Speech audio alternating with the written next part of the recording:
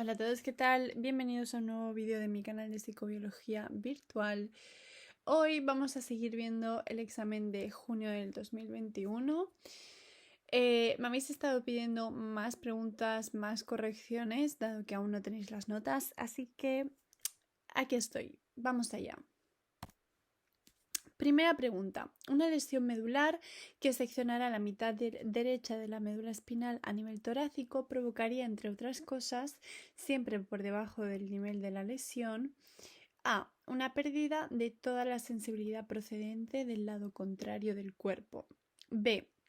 Una pérdida de la sensibilidad táctil más compleja procedente del lado contrario y la pérdida de sensaciones dolorosas y de temperatura procedentes de ese lado del cuerpo.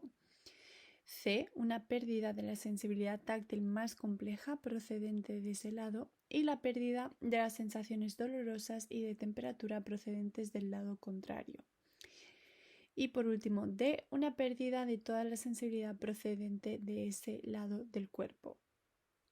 Bien, sabemos que tenemos dos subdivisiones para nuestra sensibilidad. Tenemos dos tipos, digamos, de sensibilidades que van a ir por vías diferentes y estas vías decusan, es decir, pasan al otro lado de forma diferente.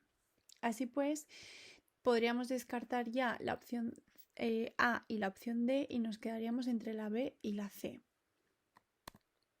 Entonces, ¿qué es lo que tenemos que saber? Pues tenemos que saber que el tacto fino va a decusar a nivel del bulbo, formando el lemnisco medial. Por lo tanto, hasta que no haya pasado más allá del bulbo, el tacto fino seguirá siendo homolateral. Mientras que la temperatura y el dolor, tal cual entran a nivel medular, tal cual decusan. Por lo tanto, fijaros, si yo secciono la médula a nivel, por ejemplo, derecho, voy a tener una afectación ipsilateral del tacto fino, ¿vale? Es decir, una pérdida de la sensibilidad táctil más compleja de ese mismo lado, mientras que se van a quedar afectadas la temperatura y el dolor del lado contrario, porque esas fibras ya habrán decusado. Siguiente pregunta. En relación con el mesencéfalo, ¿cuál de las siguientes opciones no es correcta? A. Algunos núcleos reticulares se localizan en el tegmento. B. En él se localizan algunos núcleos de los nervios craneales. C. El acueducto cerebral se localiza en la zona dorsal del tegmento. Y D. Las pirámides se localizan en la base.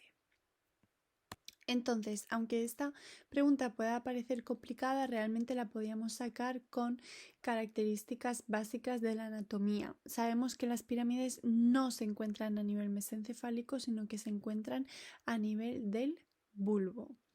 Luego existen también otra serie de características básicas del mesencéfalo que nos tenemos que saber. Se va a dividir en tres partes, básicamente. Tenemos una zona central que será el tegmento. En la zona más ventral vamos a tener lo que se denominan las bases o pedúnculos, ¿vale? Y por último, en la zona más dorsal tenemos el tectum o tecto. Entonces, efectivamente podemos observar cómo el acueducto cerebral se encuentra en la región dorsal del tegmento y por lo tanto pues también en la región ventral del tectum.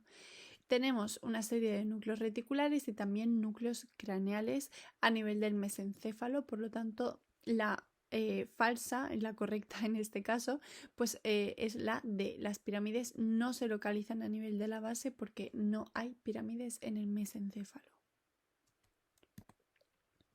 Siguiente pregunta. ¿Cuál es el término correcto para referirse a las vías que interconectan estructuras de ambos lados de la médula espinal? A. Fascículo. B. Comisura. C. Haz. Y D. Tracto. Pues bien, la respuesta correcta es la comisura. Una comisura es una formación anatómica que une dos estructuras situadas a un lado y al otro de la línea media. Siguiente. Se ha demostrado que en las situaciones de estrés intenso y continuado puede producirse A. La activación del eje hipotalámico hipofisario adrenal. B. La disminución de la liberación de catecolaminas. C, la inhibición del sistema nervioso simpático y D, ninguna de las anteriores. Pues bien, la respuesta correcta es la A. Siempre, siempre, siempre en Inmuno nos preguntan lo mismo.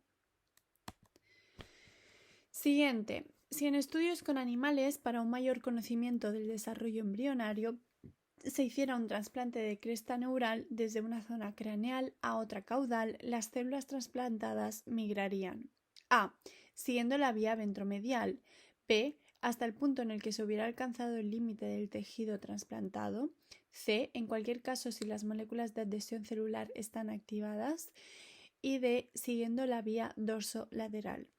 Tengo que decir que no entiendo cómo está escrita o qué es lo que quiere decir la opción C, pero lo que tenemos que saber es que cuando trasplantamos la cresta neural, aunque la vayamos a colocar en un lado diferente a donde estaba inicialmente, ella lo que va a hacer es seguir la migración propia de la nueva región en la que se encuentra. Eso es así porque en esta región donde se encuentra, pues va a tener una serie de señales que efectivamente vienen dadas por moléculas del medio extracelular. Así pues, si yo coloco una cresta neural en la zona caudal, esta va a migrar siguiendo la vía ventromedial. Nos tenemos que saber, por lo tanto, las vías de migración. En la cresta neural tenemos dos vías de migración. Si estamos en la región craneal, vamos a seguir una vía dorsolateral, mientras que si estamos en una región torácica o caudal, vamos a seguir la migración ventromedial. Siguiente.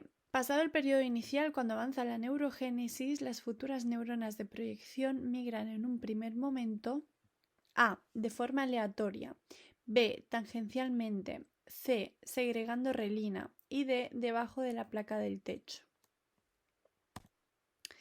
Bien, es un poco liosa la pregunta y yo me había equivocado inicialmente a la hora de corregirla porque te habla sobre pasar el periodo inicial, luego cuando avanza la neurogénesis, luego en un primer momento. Creo que es un poco ambigua, pero bueno, yo he llegado a la conclusión de que es de forma aleatoria, ¿vale? De todas formas, lo podéis consultar con el libro y podéis intentar impugnarla. Siguiente, en relación con los circuitos de los ganglios basales, señale la opción correcta. A, no solo tiene una función.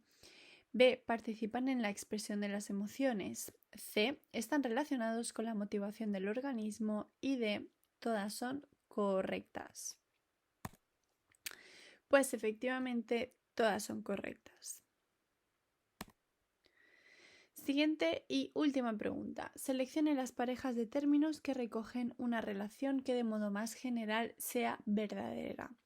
Esta la voy a ir a corregir directamente para que no nos mareemos mientras yo leo todo esto, ¿vale? Entonces, esta es la relación correcta, ¿vale? El cerebelo está relacionado con un andar atáxico.